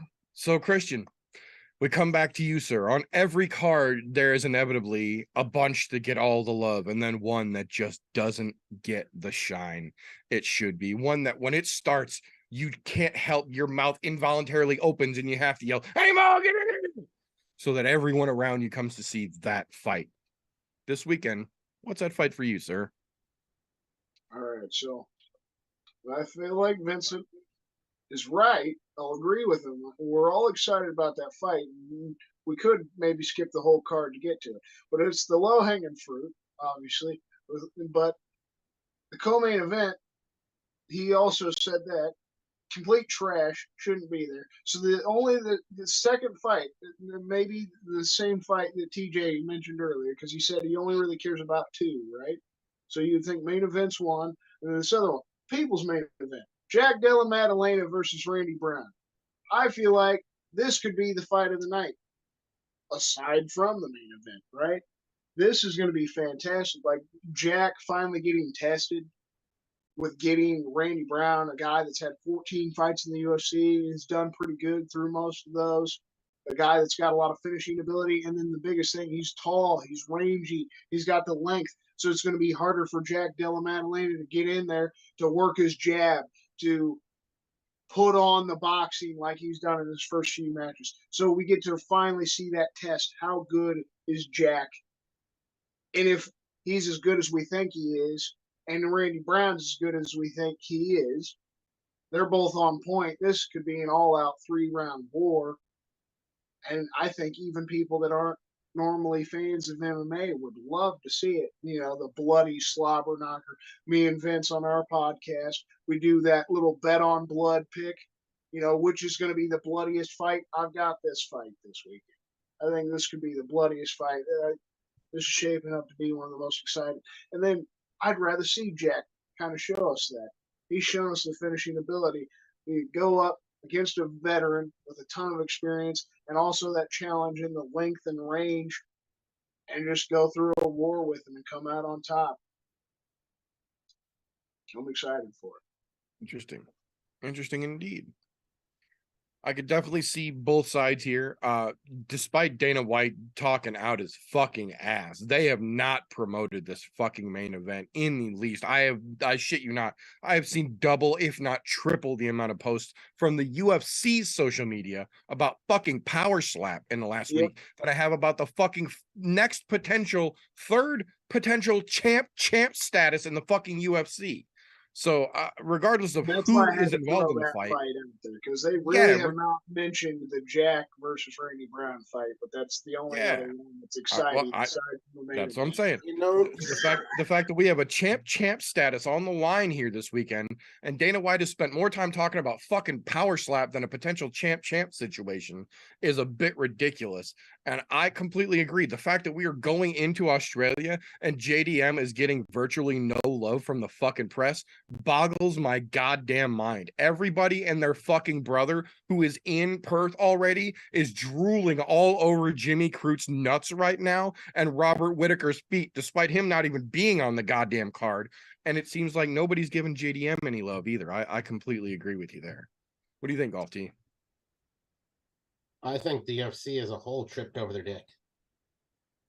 Like, to be honest, they deserve the biggest trip over your dick award of all of them.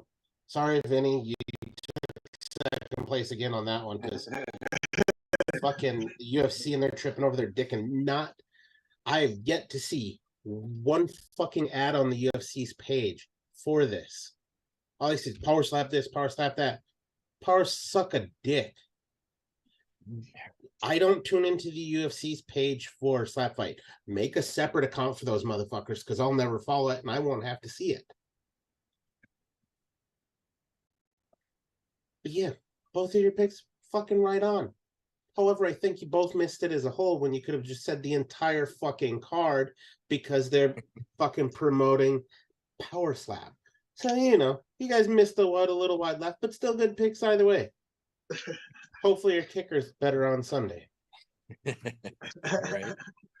No, I agree. Both good points here, but I will say, if nothing else than the fact that his picture is on the fucking marquee, the main event is getting a little bit more love here. I do agree with both answers, but I think just on posterity's sake, we have to give credit to the JDM answer here. So point for round one goes to Slovak.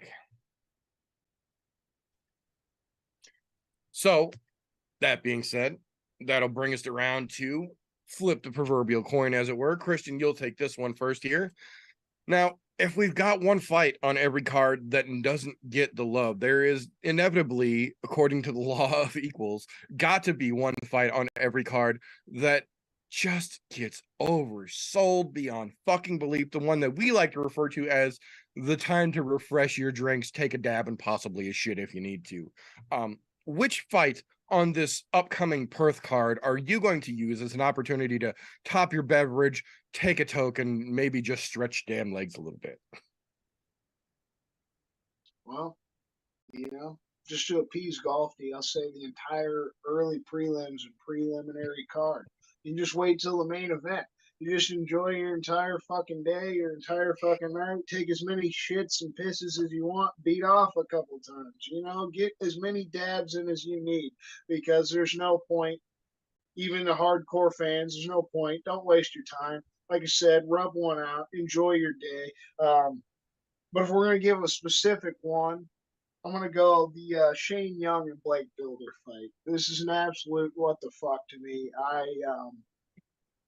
I'm okay with Dana White giving Builder a contract to an extent, but he is a 32-year-old that's only had 8 fights in his career. So I don't know what you make of this. And Shane Young, obviously, just middle of the pack guy, was not anything special. And this it's towards the beginning of the card. So if you actually, for whatever reason, want to watch some of the fights, it's one of the beginning fights. I think it's the second one on. So yeah, maybe those first couple miss it, but the Blake Builder and Shane Young to me is a real big what the fuck out of prospects and guys coming off the Contender Series. And the Blake Builder contract was a what the fuck with last year, kind of like Jamal Pugs, but yeah. Like I said, you can just skip the whole prelims, just rub one out. I can definitely understand that. So that'll bring us back across the octagon, as it were, over to Vinny here.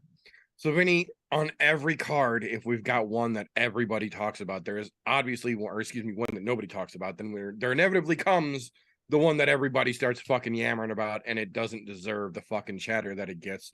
So for you, sir, which one are you just going to flip the old PS on and fire up a couple of games and kill some fucking time instead of watching that bullshit?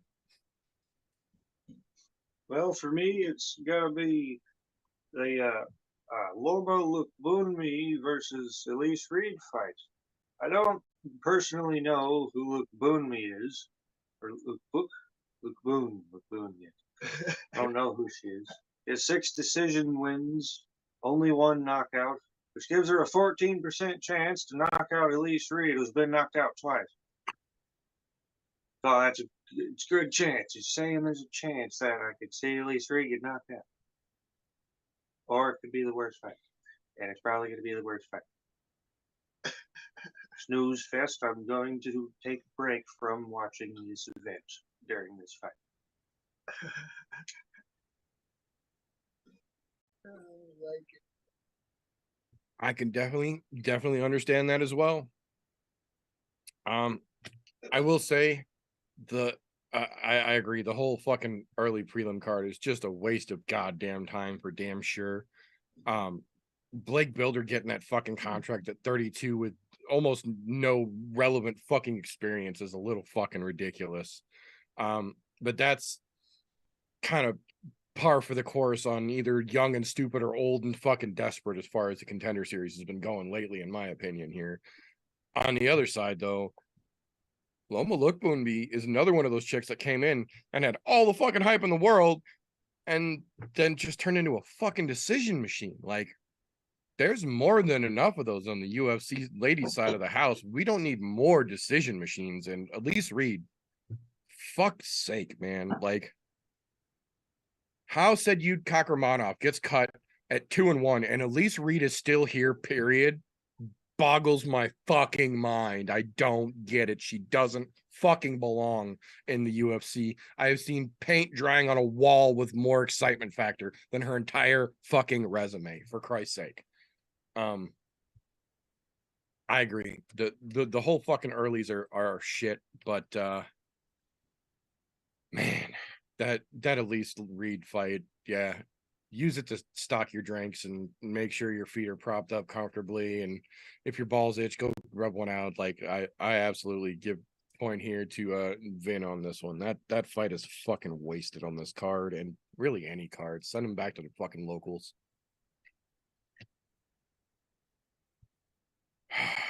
What a waste of a fucking fight. They could have put some fun locals. They could have put some fun fucking Australians in that spot, for crying out loud. But that being said, that'll bring us to round 3 here. So round 3, we'll bring it back over to Vinny to kick us off. As we do around here, inevitably, the top 2 fights on the card are what the vast majority of people will see one way or another here. So in this particular down under situation, like I titled the show, the fate of the featherweight division is quite literally at stake here, because in the main event, we have the featherweight champion fighting at lightweight. And while he's doing so, the co-main event is an interim featherweight title fight to light that fire behind him, to make him make a decision no matter how this fight shakes loose. So Yair Rodriguez versus Josh Emmett for the featherweight interim belt as the co-main event leading into Volkanovski versus Makhachev. So, Vinny, how do you see this co-main event with interim title stakes shaking out for us? I like it. I really want to see this go the distance in a good way, not in a bad way. Both fighters have a tendency to do that, and Yair, I believe Yair is due for some more recognition. I don't personally like Josh Emmett too much.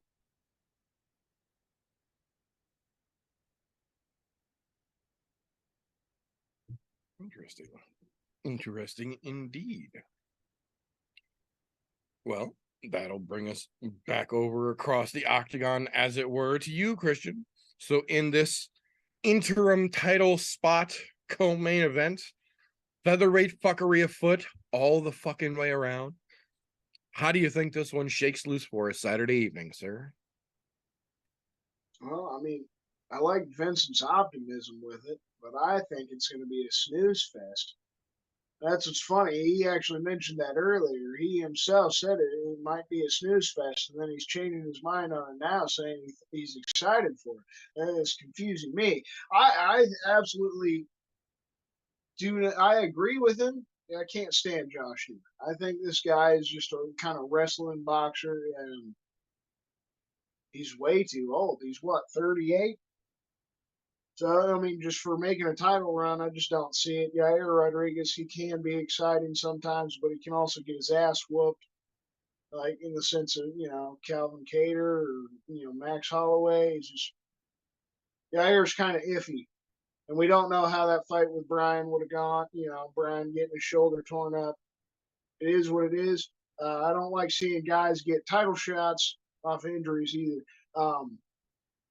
If this goes how I think it's going to go 5 rounds. It's going to be kind of a boring decision where both guys are just really tentative and don't really go out there and show their best performance. And it's going to be a sad sight to see. I'm looking forward to April 15th, man. If Arnold Allen goes out there and does something crazy against Max Holloway or gets the first ever finish of Max Holloway, he goes out there, puts Max out. You got to say fuck this interim bullshit, especially if it is boring like I'm thinking it's going to be. You got to give Arnold Allen a shot. I think Arnold Allen should be in there anyways. It should have been Arnold Allen and Yair, but I know Arnold had some health issues. He couldn't even fight in London here because of his ribs and shit, so they pushed it to April. Everything is what it is, but I think it'll work itself out. This fight's going to be boring, and somebody else will slide in because it's going to be such a boring ass fight. Dana's just going to say fuck the interim shit like he did with the end of the year, the Jan Blachowicz and Magomed fight. No, I do agree with that absolutely. I feel like this is very much like the featherweight version of Blachowicz Ankalaev. Like this has got that potential to just be like, why are we fucking doing this, guys? Like, I agree with both of you. I don't think this fight's going to be terribly exciting. I feel like it's going to go 5 rounds. I'm in a weird position here because I don't really care for either one of these guys. I think Yair is legitimately built his entire career off the flukiest fluke that has ever goddamn fluked in that bullshit 459 fucking haymaker elbow against fucking Zombie. And I think it's a disrespect to Chen Sung Jung how often they show that bullshit fucking shot on the replay. But at the same time, every time I see Josh Emmett, I just see him getting fucking flatlined by Gregor Gillespie. Like, in my head, I see him getting fucking stiff as a board and fucking laid out. Like, now, I will say, to his credit, there is a new mythical fighter unlocked. Bearded Josh Emmett is allegedly a very different character than the normal Josh Emmett that we have seen. So there is that potential, but even then, that's not really enough to get me excited about this goddamn fight either way. But I don't know, man. What do you think, Alfie? that look, that I'm on board with you on fucking not liking Yair Rodriguez. I'll go as far as to say fuck that guy.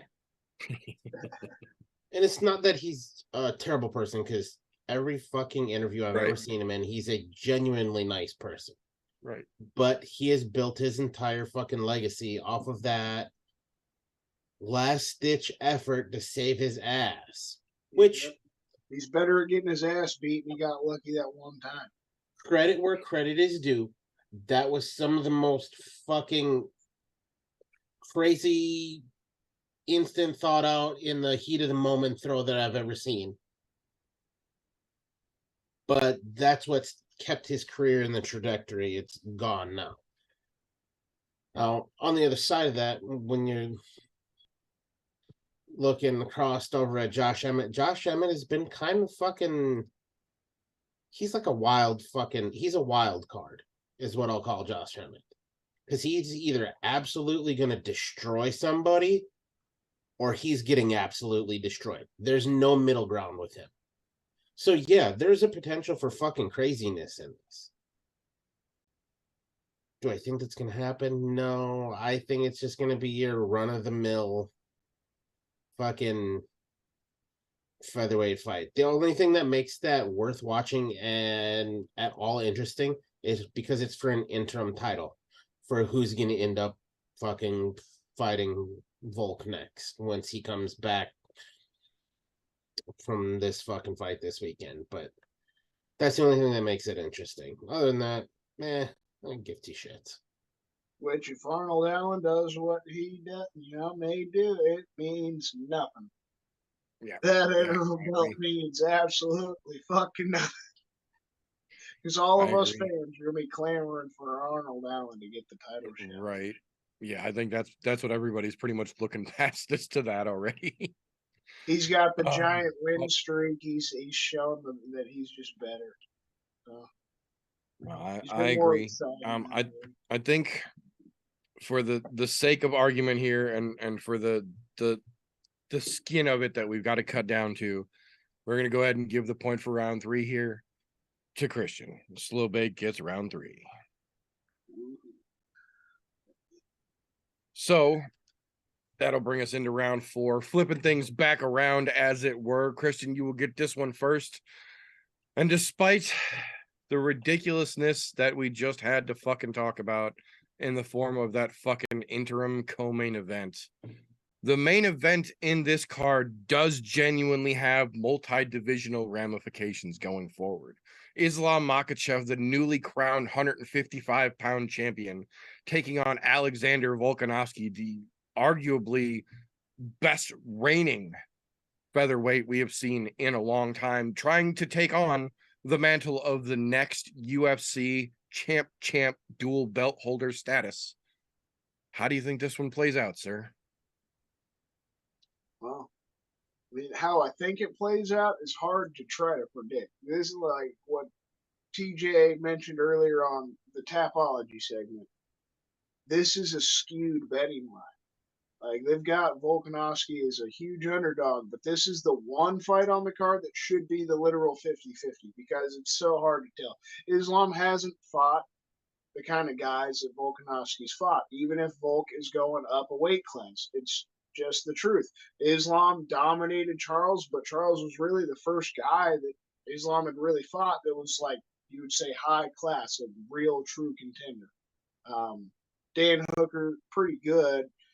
Bobby Green, we like him. He's a fun guy, but Volkanovski, 22 fight winning streak compared to Islam's 11 fight winning streak. He's literally doubled.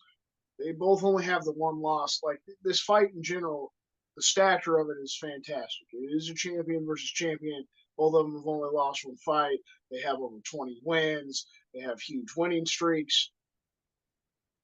It's unbelievably exciting. I think Volkanovski has a serious chance more than a lot of people think. I've doubted him in a lot of fights that he's had at featherweight. I'm not going to doubt him in this one. I think the experience factor, he's been in a lot of tough spots, really help him out. If he can avoid the takedowns, have good takedown defense, or if he gets taken down, get back up, I feel like Volk's got a damn good chance. He's just so much better on the feet. He piece Islam up. If Islam can't control him on the ground, champ, similar to Connor, but they're already setting it up. They got Connor and Chandler coaching tough, and they're going to fight later this year. If they fight like September, Volk goes back this summer to defend the featherweight title against whoever. Then they're going to set that up at the end of the year. Connor beats Chandler, it'll be Connor and Volk for Volk's first lightweight defense. And 3 fights in the year, 3 championship fights. So you win champ, you go defend your featherweight belt in the summer, and then you go fight Connor at the end of the year. That'd be insane. And then, that's putting him up in greatest of all time stature. So I know what I'm rooting for. I know what I want. I want to see Volkanovski get the win. I feel like it's got a huge chance to be a 5-round war more than people will see a finish. Because I don't think Volk has that finishing power. I don't see him finishing Islam. But on paper, you see Islam just suffocate him, right? But I feel like we'll see a war. I think there's a damn good possibility. I think he could be onto something there. But that brings us back across the octagon, as it were, here. Vin Dog to Booty Hog, round 4. The main event of the evening. Islam Makhachev's first title defense at 155 pounds comes against the 145-pound champion. Oddly enough, because UFC's going to do what the UFC's going to do. So in this crazy potential champ rumble in Volkanovski's backyard of all places, how do you think this main event shakes loose for us, sir? Well, I believe that Volk will win for a number of reasons. The first reason that I can't stop thinking about was that he used to play rugby at 200 pounds. So yeah, the weight difference is nothing for him, and he won't really need to cut weight. He'll be on a good, good run for the week. He needs 100% takedown offense from Makhachev, I think, to win. He might get, if he gets caught in anything like Brian had him in, I see he's done for. But how hard he's been training also says different to that. He puts himself in tough spots. He puts himself in tough spots on purpose to become stronger in the first place. But no, I am absolutely inclined to agree with you there. And I've got to say, actually, while Christian was answering, I had to fucking pull it up because he had mentioned it again on Embedded that he used to play rugby at 189 kilograms. And I never got to that level of drug dealing here in America. So I don't know that high a level of conversion. So I had to look it up. That's 196.2 pounds. Like, used to play rugby at 200 pounds, and you can watch the videos. That motherfucker was a tiny tank playing fucking rugby. He was the juggernaut, bitch. Like when he went, you didn't stop him. And if he was doing that at 200 fucking pounds with no issue, and he's done what he's done up until now at 145 pounds, I think him taking an extra 10 pounds off is literally like Goku taking off the fucking weighted vest, dude. Like, this isn't him going to a new division. This is just him restraining himself less and letting his actual ability shine through a little more. And I think Islam is in for a world of fucking trouble here. Like, I acknowledge that Islam is absolutely a great fucking fighter, and he showed that in that fucking fight against Oliveira. But even then, I think that was a stylistic advantage for him in the way that he matched up against Charles. And he does not have that advantage in this matchup against Volkanovski, man. I think there is a real good chance we might see Volkanovski lay Islam the fuck out in the middle of the ring. I think it's not going to be a 30 seconds into the match thing. I think if it happens, it's going to be like late round 3, early round 4 when they're both really starting to feel it. But Islam has never fought a dude the likes of Alexander Volkanovski. Pretty much everyone Islam has fought in the UFC up until this point has been guys of a similar size and build and style to Islam, and then to a lesser degree to Charles. Alex is like, despite him being featherweight, he's not that dude. Like, if he would have been in lightweight this whole time, I think we'd be having a very different conversation about the whole always overlooked Volkanovski thing. I think Islam's going to make it a tough fight, but I think we see a double champ this weekend. I really do. I've got no choice but, citing the math that I was literally looking up at the time. I've got to give the point for round 4 here to Vincent. And if you guys are following along at home and you can math, you know that means we are all tied up 2-2, and we now go to the sudden death overtime winner take all round. So, if you've been following the show, you know that round 5 has nothing to fucking do with the card we are talking about this weekend. And Vinny, I let you pick last weekend, so only being fair, Christian, I'm going to give you the option this weekend. The Post-it Notes of Fate, or what's behind door number 2.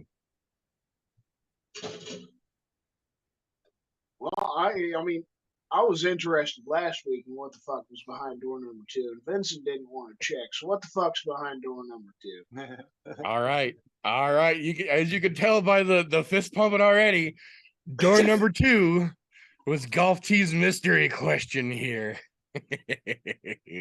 And I think this is probably one of the most fitting situations, especially seeing as how we are now on the rematch, the run back of the brother versus brother Thunderdome matchup here in the pit. So, Christian, we'll start it off with you here, sir. In your opinion, the best pair of siblings in MMA?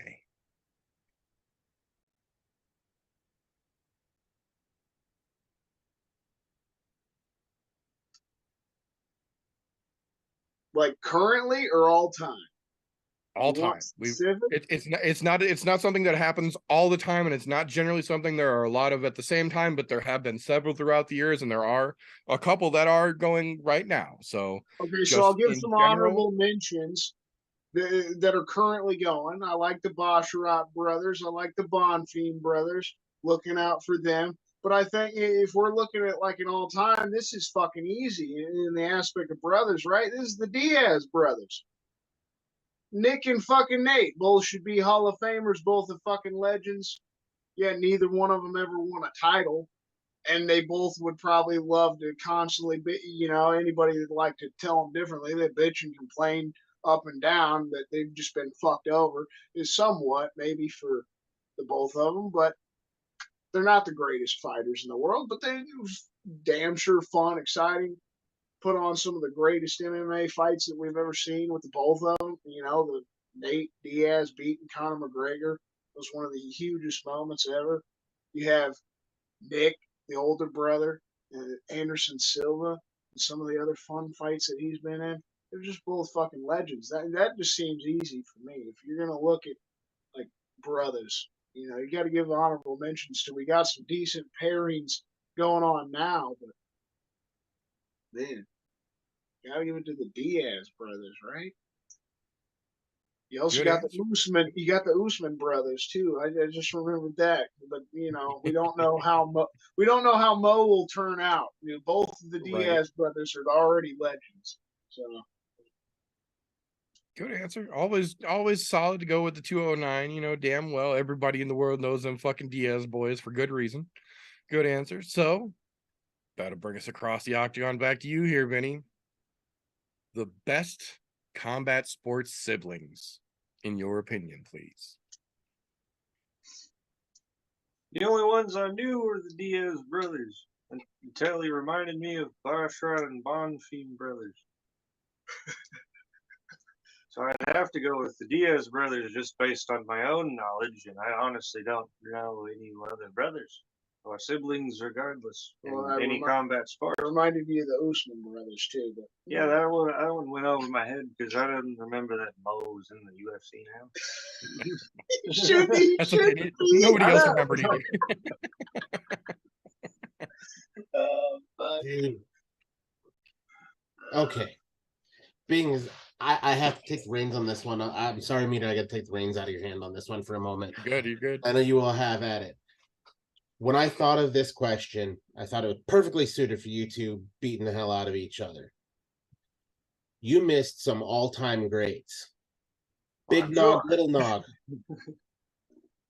Frank and Ken Shamrock. Joe and Dan Lozon. Who else was in there? You've got both of the Pettis brothers who have both legitimately done great things in the sports. Junior Sanchao and Rafael Sanchao. Another great set of fucking pairings. Come on, boys. Where were you at? You would figure. I wasn't watching. Look, here, wait a minute. Another former champ, Matt Serra. I just gave my personal best and favorite. No, there's a Jake on the spot. I couldn't remember Shamrock. Tim Shamrock. Shamrock was one of the first ones that came to my mind as well. But the one that stood out to me the most that I can't believe neither one of you caught, almost low-hanging fruit, but I would have allowed it considering that I did bring it up earlier in the episode. Jim and Dan Miller, the fucking Miller brothers, helped establish the goddamn UFC.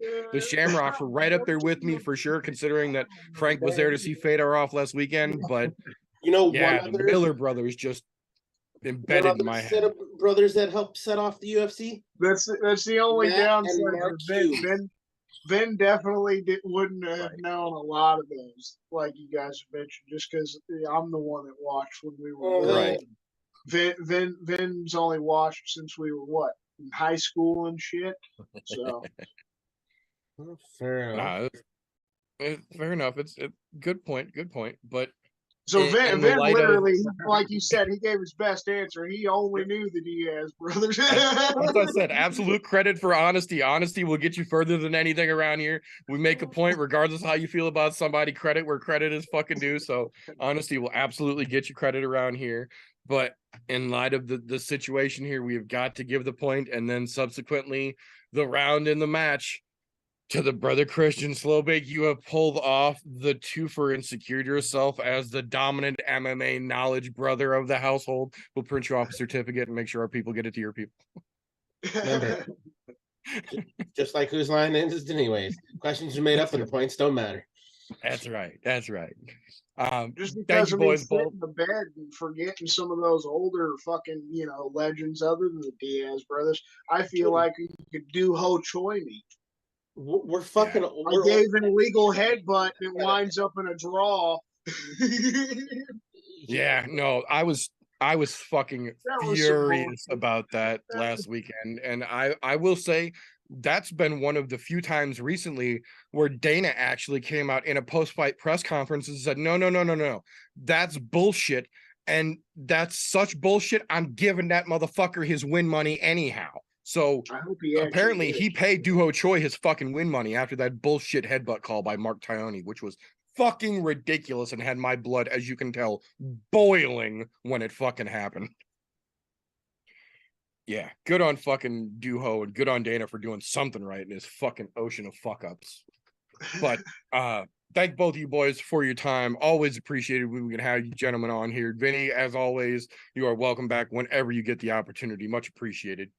That being said, that is all we've got for this particular episode. If you like what we get up to around here, youtube.com/ImNoJoe. Every Thursday night that there is an event over that weekend at 9:30-ish Central Time, we will start a show here live to bring you all the goodness you need to know about. That show will subsequently flip over into the all audio version, anchor.fm/ImNoJoe the following week, because YouTube doesn't like to play consistently anymore, apparently. That being said, if you would like to support what we get up to around here, patreon.com/ImNoJoe is the best way to do that. For as little as $1 a month, you get your name at the end of every single broadcast we do on this channel. As a thank you, you get access to behind the scenes, unaired, and literally unairable content, things that OnlyFans wouldn't let us post, and they sponsor bare knuckle boxing these days, so you just take that as you will. That being said, if you like what we get up to, please make sure you give a thumbs up on any platform you are consuming this. We greatly appreciate it. Make sure you are subscribed and your notifications are turned on. On the other side, if you don't like what we get up to around here, first and foremost, what the fuck are you doing this deep into a podcast you didn't like? Give us a thumbs down and then go fuck yourself. We're not even going to dispute it. But this is not the end. Just because the show is wrapping up doesn't mean things are over. Tomorrow and every Friday morning, over on Spreaker.com/SlowBakeAndContemplate, you can catch those guys' podcast over there. Those guys' podcast, Slow Bake and Contemplate, every Friday morning, bringing you all things to get your brain functioning and give you a little bit more MMA that maybe we might have even missed here. So Spreaker.com/SlowBakeAndContemplate, the Hash Bowl Brothers and SlowBake420. All the links for those fine gentlemen will be down in the description as well. Thank you very much. Much appreciated for your time, gentlemen. Appreciate you guys. And as well, keep it on fucking going every week, every Wednesday night around the same time that we do this show here. You know, the brother TJ, Golf T Vapes. Check out his YouTube channel, same name, Golf T Vapes. Yeah, the Foggy Fairway. You know, if you want to check out some recipes, if you vape yourself, if you just want to chill, have a good fucking time, tune in around 9:30 Wednesday night. Just check out the brother socials, Golf T Vapes. Make sure to show them some love. All right, boys, appreciate you guys. It was a hell of a fun time watching you two go at it again. Enjoy it. We got to do this more often. I like inter-sibling violence. That's all I'm saying. Oh, on that note, if you want to see more of what the meter gets up to, because the meter does do many things, you can go right down below in the description. Click on Linktree/the meter does many things, and that will show you all of the things that meter does. Again, that's Linktree/the meter does many things. Back to back 2 weeks in a row, no.com. Fuck you, I'm out.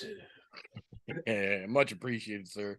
Much appreciated. So, with that being said, that is actually all we've got for this particular episode. If you like what we get up to around here, go back to the library. We have not missed a major event for UFC, Bellator, any major combat sports event in over 5 years now. Go back, peruse the library, share an episode with a friend, help us grow the damn thing. We enjoy what we're doing. We hope you do too. That being said, that's all we've got for this particular episode. So until next time, boys and girls, don't let ignorance stop you. You can root for anything. Unless it's Kevin Lee not getting signed again, apparently.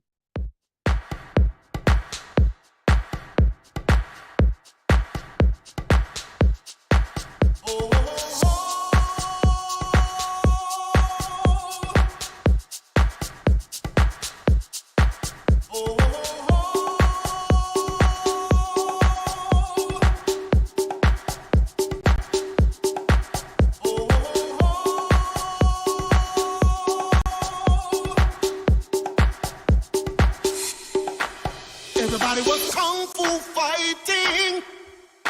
Those kids were fast as lightning. In fact, it was a little bit frightening.